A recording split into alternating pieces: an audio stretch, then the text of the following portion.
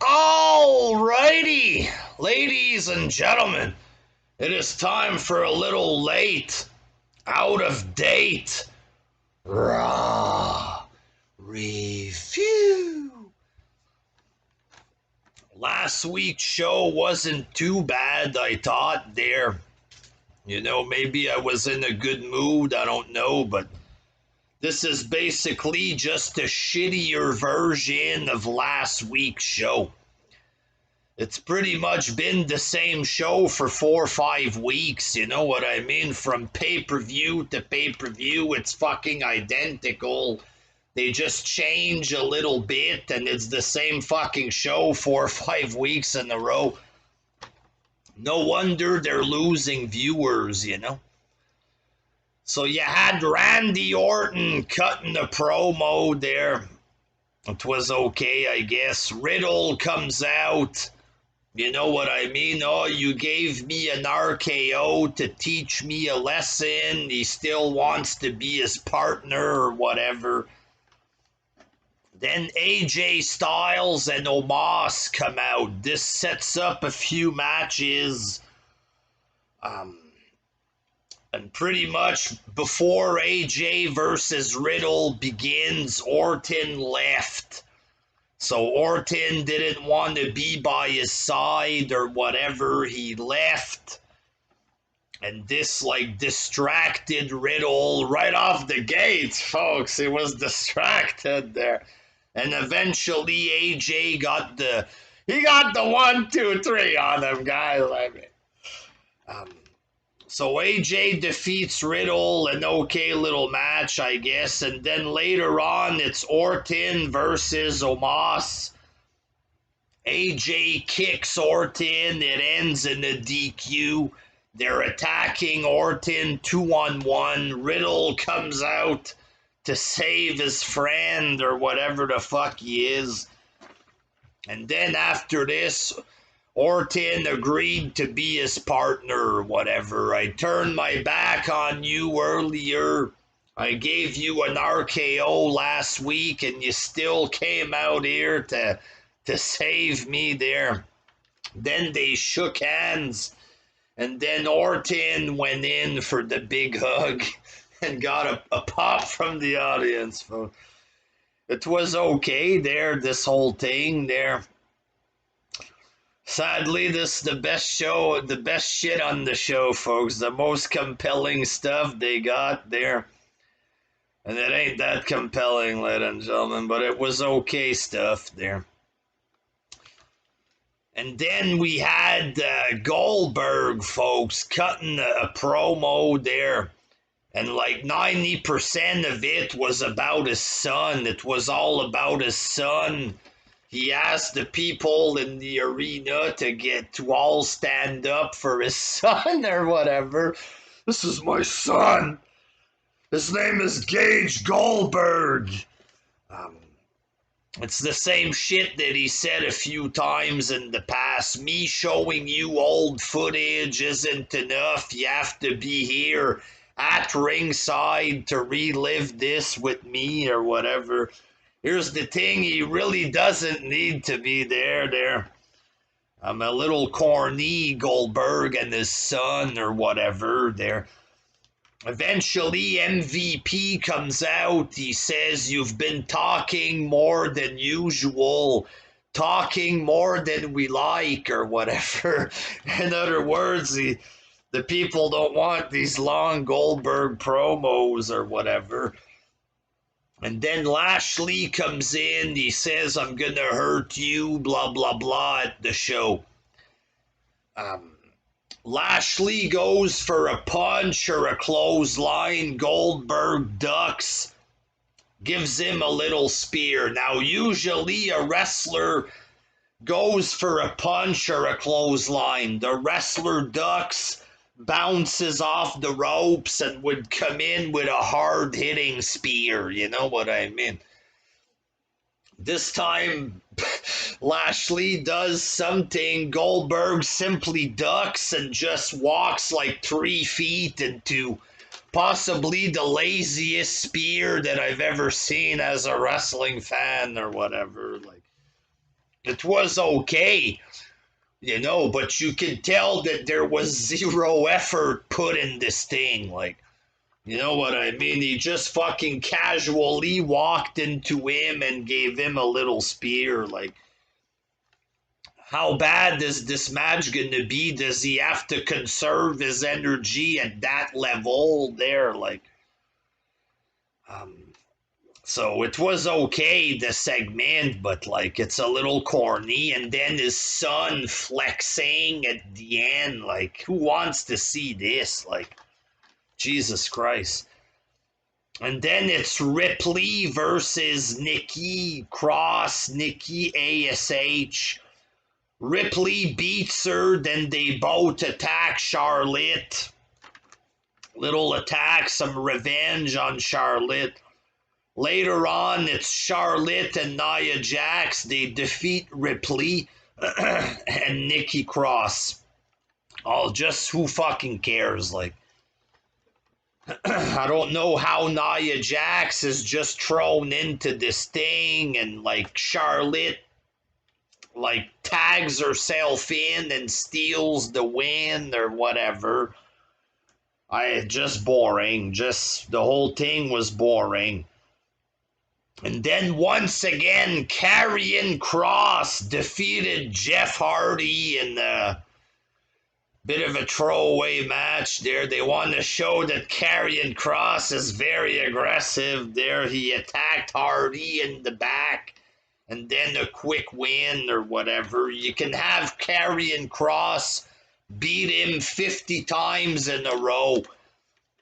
Like, you fucked up his momentum with the first match, and then he lost to the big guy, whatever his fucking name is there, Fat Albert or whatever there. You know, you fucked up his momentum. Like, whatever you're going for, like, you fucked it up there. And then we had an episode, it wasn't Miz TV, I think, if I heard correctly, they were calling it Moist TV. Johnny drip drip, some little pools of water in the ring. Like, this whole Johnny drip drip with the water, all of this sucks, you know what I mean? It's not funny in any fucking way, you know what I mean? The big, tall, boring guy, Damian Priest, comes out there and, you know, he challenged Miz to a match. Morrison was pissed off that Miz was faking his injury. I don't know if it's going to be a face turn for a 40-plus-year-old Johnny Drip Drip there, but I personally don't give a shit, folks. Don't give a flying fuck about this. And then Damian Priest defeats The Miz using the Brogue Kick. And then Sheamus cuts a promo towards Damian Priest. I might have a broken face, so he tried to make it comical, I guess. And then he just went in full Lucky Charms mode. This is me gold! None of you will get me gold. Like, really there, like, Sheamus was doing good when he came back. Why they gotta do this shit, you know what I mean? Treat him like a goofy clown jobber. Like, he was doing okay, but it is what it is there. He's gonna get beat, I guess, by Damian Priest and fuck knows what. Maybe he'll appear with Ricochet in videos. They're gonna finger each other's ass. Who fucking knows?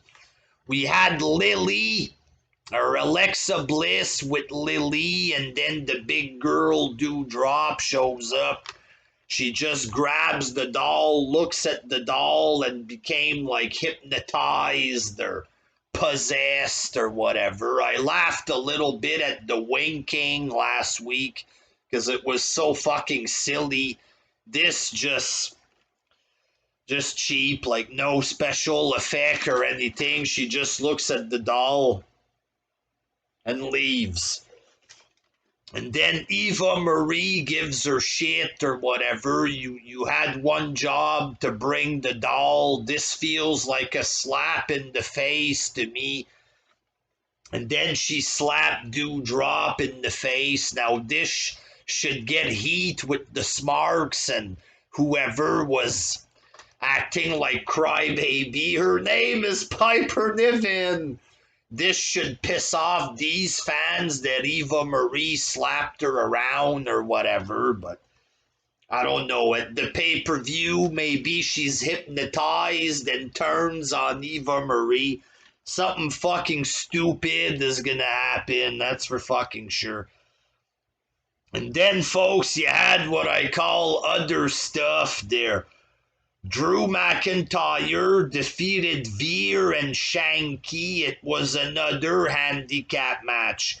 McIntyre cutting a promo. Jinder, you screwed me in my title. Then he pulls out the sword or whatever. It's the same shit every week. Mansoor defeated Mace, folks. And then you had Reggie, R-Truth, and Tozawa in the park. So Reggie goes for a ride in the park. This is where he got his start as a guy that does flips or whatever in the park. And then R-Truth and Tozawa were like, one was dressed like a tree, the other one had a garbage can over him, and then they bump into each other and he's flipping all over the place and they're trying to catch him or whatever. Like, maybe if this was the first time I see him do the flips, it might have been a little funny. There, the flip over the car. You know, the guy can flip, it is what it is, but like, at this point, I don't give a fuck what this guy does, like with his flips and all this. Who fucking cares? You know what I mean? The 24/7 title is worthless there. Like, R-Truth was a little bit fun with the belt at certain times. Tozawa with the ninja stuff was a little funny at the beginning there, but like now I totally don't give a fuck. And like I said, this show, it's just a cheaper version of last week and the week before and the week before. It's the same shit, the same fucking show. Like, goddamn, you gotta mix things up a little bit there. Like, fuck's sake, it's too much with the repetition every fucking week. Every segment, it's the same fucking people. They just change it up a little bit and they pretend it's a different show. It's the same fucking show there. And Summerslam is this weekend. After watching this go-home show, I have less interest in SummerSlam than I had going into it. You know what I mean? Like, is Goldberg really gonna win again for his son? Like, do we need this? Like, you know what I mean? Just terrible. Charlotte, is she winning? Who gives a fuck with this feud? That Orton in the tag team division. This is just a waste of Randy Orton. Like, RK Bro, it has its little moments sometimes, you know what I mean? But maybe this leads to Riddle turning against Orton or something like this. Maybe Riddle is the one that turns or something, and to try to propel him for the United States Championship. Big preparation there. So yeah, a pretty fucking boring throwaway show in my opinion there.